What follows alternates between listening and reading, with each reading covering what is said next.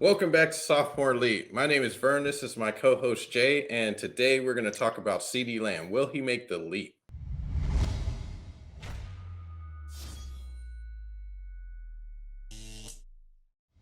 So Jay, what is your confidence level in CeeDee Lamb's taking that leap this year? Bert, I have 100% confidence in CD taking a leap this year. One of the reasons is his targets, along with Cooper's, were almost identical, not too much less. And Cooper started one more game than CD did last year. Also, he's finally going to have a full offseason, a preseason. He's going to get with the team. Last season, and it's going to be a theme for every episode that we have, these rookies did not get a chance to really have the benefit of the offseason and getting the chemistry with their teams and their quarterback. CD is going to be able to do that. So I love his upside this season. Man, 100%. I'm Mm-hmm. not quite there yet. I'm definitely at a 90%. And, people are probably wondering, why are we talking about CeeDee Lamb in his leap? Duh, he's going Right. to make a leap this year, right? Yeah. But we want you guys to understand why from our eyes and our perspective. And there is a small issue that I have that's got me, that at that 90%. But we'll talk about that in a minute. But, let's just get right into it, Jay. What are some of the strengths that are contributing to your confidence in his leap this year? Well, as I watched him at Oklahoma, I like to see what translated to his rookie season in the NFL. And one, his hands. He's got great hands. He snatches the ball in some of the toughest situations.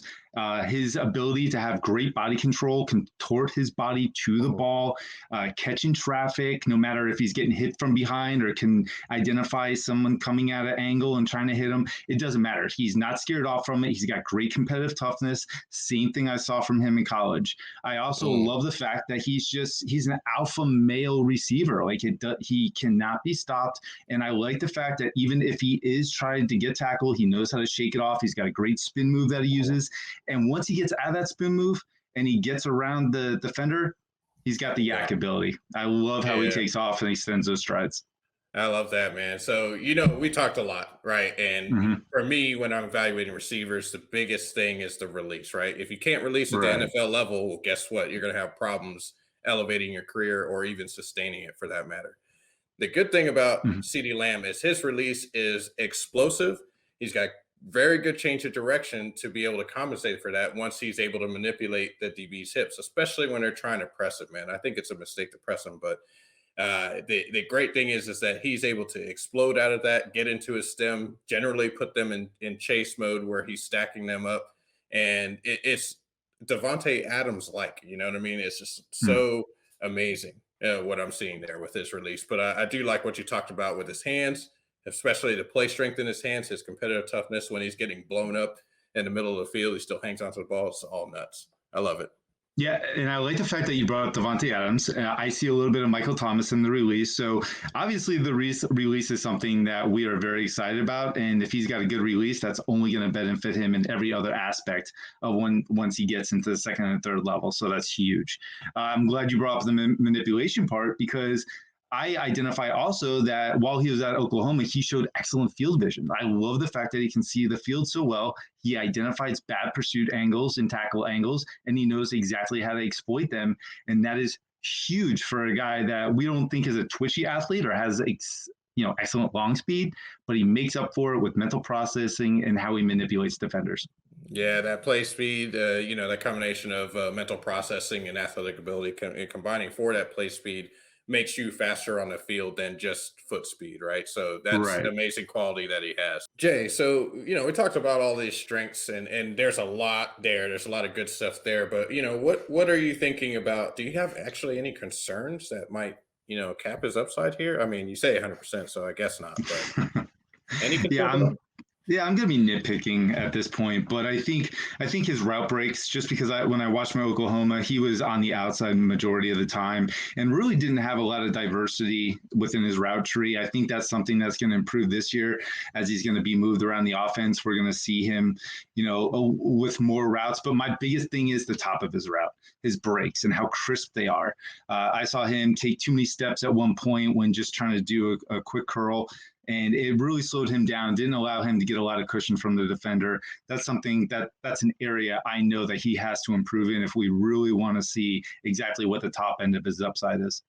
Yes, the tape revealed to me the same kind of concerned, and I think it has a lot to do with how he just doesn't really maintain pad level through the top of this route, right? So he needs to Mhm. stay vertical, right, and keep sell that vertical. That's the most important thing a receiver can do: sell vertical, cause the DB to panic, and open his hips upfield, right? And if you Right. raise his pad level, then that's an indicator of DB. On top of that, if you raise your pad level and you're not snapping down with that violent hip drop at the top of your route, Mm. especially on the digs, outs, the curls, the comebacks, those type of routes require a violent hip drop to decelerate and still be explosive out of that route and out of that break, right?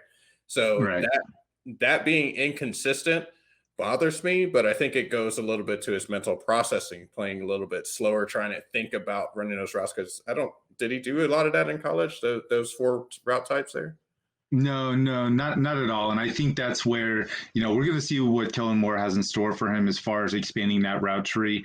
But you nailed it. I mean, it's really everything you just said. If we see him develop in those particular areas and expand on the route tree and become very comfortable and confident with that, we're going to see a great CeeDee Lamb this season.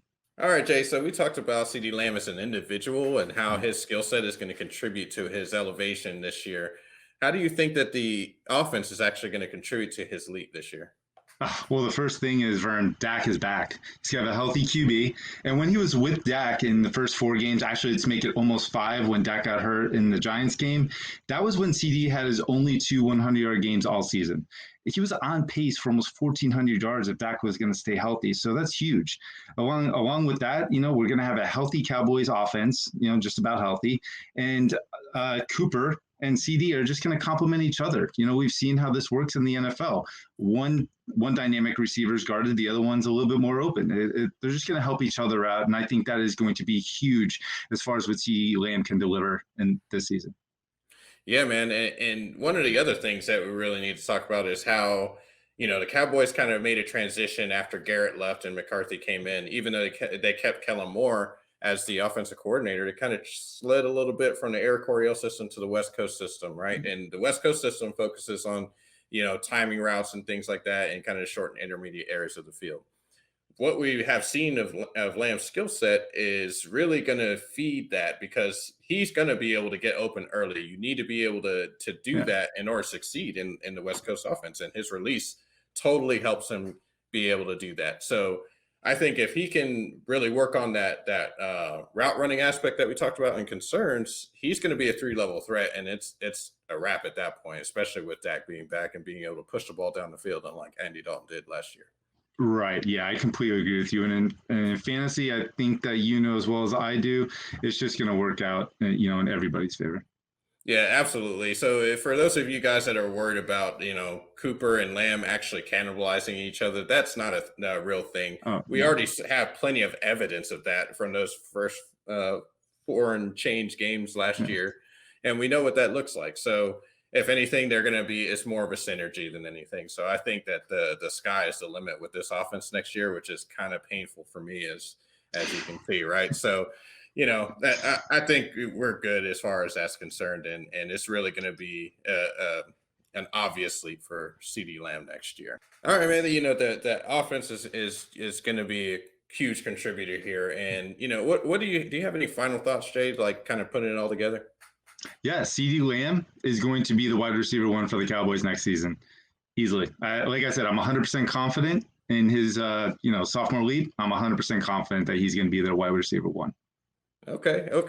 I could get down with that. That might be a little, we'll see what happens with Cooper, but I will say that I do believe he will be a top 10 receiver in fantasy this year. I'm So down with that. buy. Bye, bye, Overpay if bye. you have to. If you overpay now, guess what? It'll be cheaper than he'll be next year. That's all Right. I'm saying. Yes. So, Yes. Agreed. I thank you, Jay, for being with me today, and I want to thank the audience for listening. Like, share, subscribe, comment, get at us on Twitter if you want to continue this conversation. But we'll see you next time on Sophomore Leap, so you can buy guys on the cheap.